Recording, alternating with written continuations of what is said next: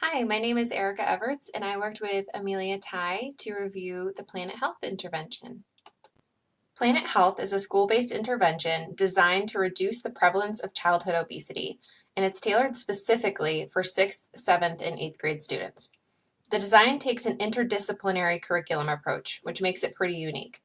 The Planet Health lessons are woven into existing curriculum and are taught by teachers in 4 major subjects: math, science, social studies, and language arts, as well as physical education.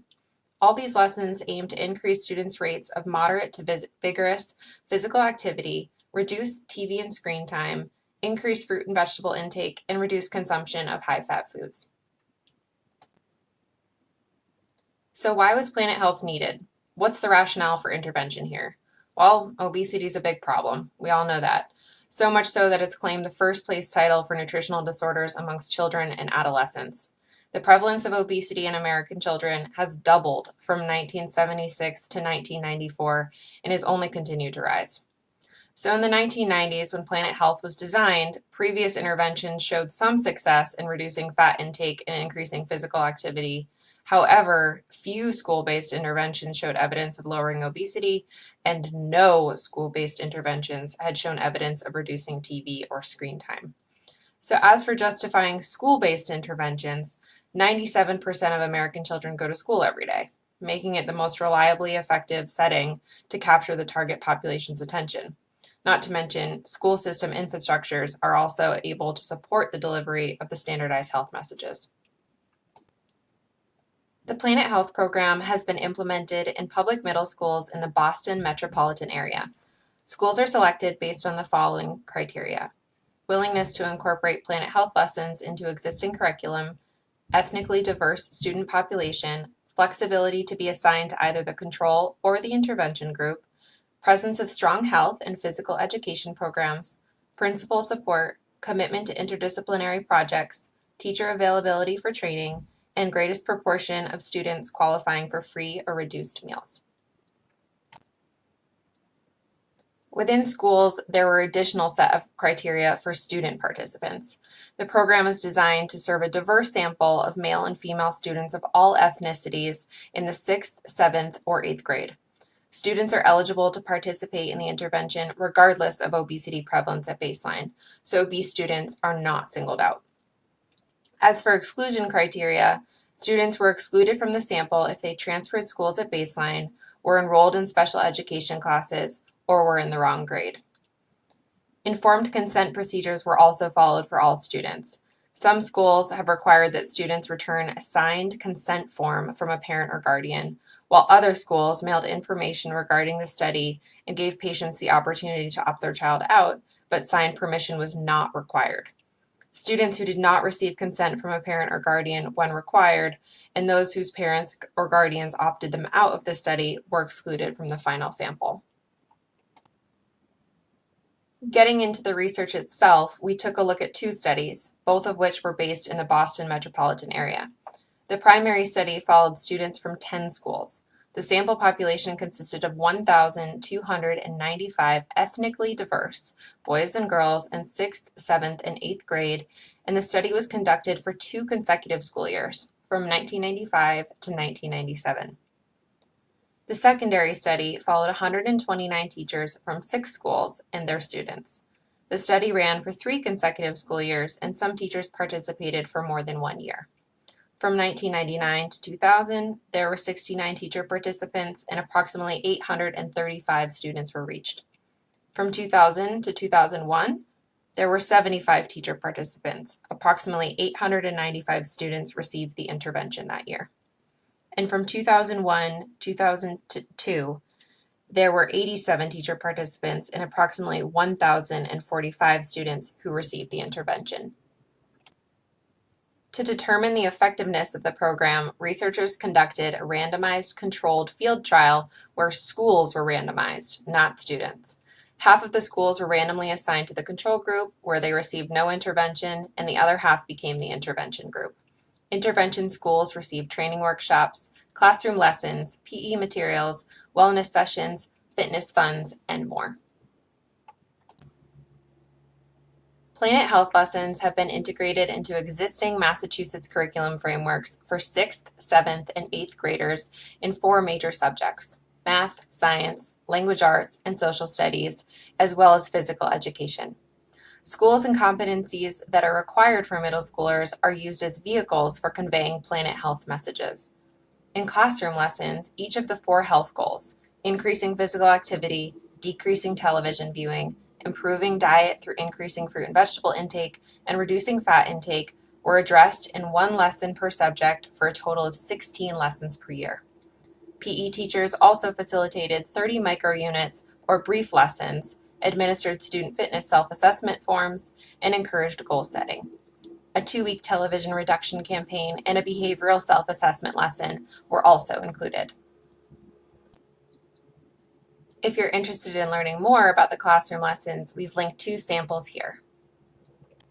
Constructs from 3 behavioral theories were used to structure or influence the Planet Health intervention. The first being behavioral choice theory, which suggests that offering a range of positive options can facilitate behavior change. Studies show that reducing sedentary time and dietary intervention can decrease obesity amongst youth who are obese.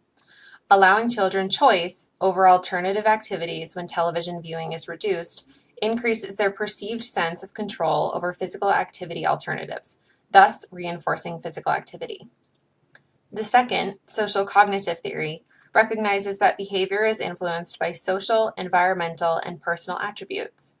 Providing students with cognitive and behavioral skills enables change in target behaviors. And lastly, in the constructivist learning theory, students learn through activation of prior knowledge and through active student-centered learning. We previously mentioned that the primary objective of the Planet Health intervention is to reduce the prevalence of obesity amongst adolescents in 6th, 7th, and 8th grade. For the purpose of this study, obesity was defined as a composite indicator based on both body mass index and a triceps skin fold value greater than or equal to age and sex-specific 85th percentiles.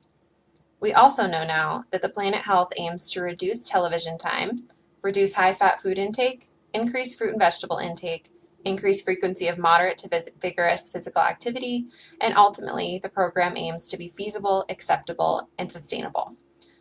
So all desired outcomes are measured in 3 major ways in Planet Health, either through food and activity surveys, anthropometric measurements, or teacher questionnaires. Food and activity surveys are administered to all students pre- and post-intervention. They are completed individually in the classroom under the supervision of a teacher. Food-related questions were obtained from a youth food frequency questionnaire and adapted and validated for use in ethically and socioeconomically diverse populations. They aim to assess fruit and vegetable intake, fat and saturated fat intake, and total caloric intake. Activity-related questions were adapted from a 14-item physical activity questionnaire that demonstrated excellent reliability and validity in adults. Questions assess levels of moderate and vigorous physical activity. The survey also included an 11-item television and video measure that assessed hours of daily screen time. Screen time includes watching TV and movies, playing video or computer games, and using video cassette recorders. Past studies have indicated high reliability of youth self-reports for television viewing. Trained staff members recorded height, weight, and tricep skin fold for all students pre- and post-intervention. Anthropometric data was collected using the following tools. Following implementation, teachers from intervention schools are asked to complete a questionnaire. Responses aid researchers in measuring the following outcomes: how many Planet Health lessons were delivered to students, perceived feasibility, competence, and preparedness for delivering lessons, and perceived acceptability of program concepts and compatibility for integration into their existing curriculum. To summarize, the Planet Health intervention can be pared down into 3 major stages: pre-intervention, intervention, and post-intervention. In the pre-intervention phase, training and materials are distributed to teachers and survey results and anthropometric measurements are recorded for all students. In the intervention years, math, social studies, science, and language arts teachers deliver program lessons and PE teachers facilitate mini lessons. Post-intervention, follow-up surveys are redistributed and anthropometric measurements are retaken and compared to baseline. Additional questionnaires are distributed to teachers to determine the capacity in which they implemented the intervention and their perceptions on the feasibility, acceptability, and sustainability of the program. Post-intervention, in the primary study, researchers conducted analyses using an intention to treat protocol. Participants were analyzed in their original randomized condition, regardless of the number of Planet Health lessons they attended.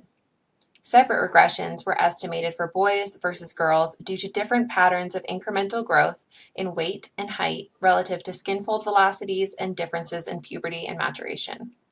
Lastly, researchers controlled for ethnicity due to different patterns of BMI and TSF among ethnic groups. Ultimately, the results of the primary study were quite interesting. Notable reductions in obesity prevalence and total energy intake were observed for girls, but not boys. In fact, the only significant difference seen for boys was a reduction in television viewing, which was also seen amongst the female population. The table on this slide represents changes in obesity prevalence, incidence, and remission for participants in the primary study. Obesity prevalence among female students in the control schools increased from 21.5% to 23.7% over the 2-year intervention period, while prevalence decreased from 23.6% to 20.3% for girls in the intervention schools. Our next table represents the secondary endpoints from the same study. Most notably here, we see that television viewing time was reduced for all students, but more so in both the male and female intervention groups. Both boys and girls in the intervention group reported watching 0.7 fewer hours of TV per day than they had at baseline. That adds up to almost 5 fewer hours per week and almost 255 fewer hours per year. While few barriers to the study were noted, as we did say previously, some schools required active consent or written permission from parents. A notable portion of the student population did not obtain this and therefore were not included in the study. This could be perceived as a barrier from obtaining a larger and more impactful sample. However, there was no effect on the validity of the study as participation rates in intervention and control schools remained similar. The Planet Health team received positive, noteworthy feedback from a surplus of educators. Most teachers found the intervention feasible and acceptable, looked forward to implementing the intervention each year, and felt confident that they could choose lessons that suited their classrooms and could adapt them to meet their needs. They felt comfortable with the number of lessons they were expected to teach each year and felt confident in their ability to teach the health concepts in Planet Health overall.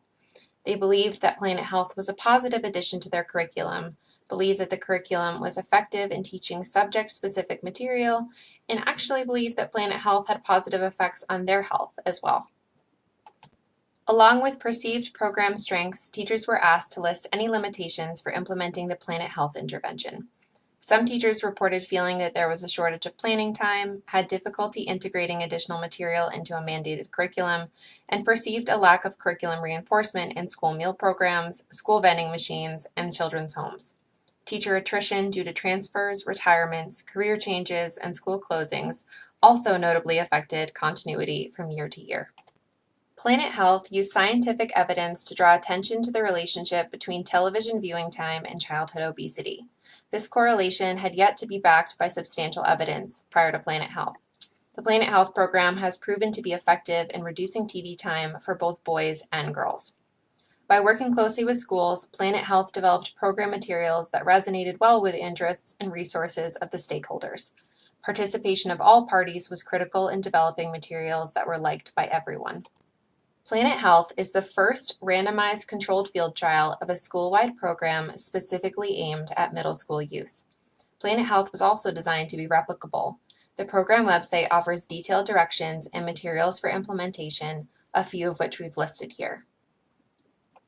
We found it interesting that in the primary study, researchers claimed that there were no notable side effects of extreme dieting. However, this information was self-reported and may not be accurate. Thanks for joining us. We'd like to leave you with this humorous quote. The difference in outcome for boys versus girls is more proof that the sexes are from different planets. And our references.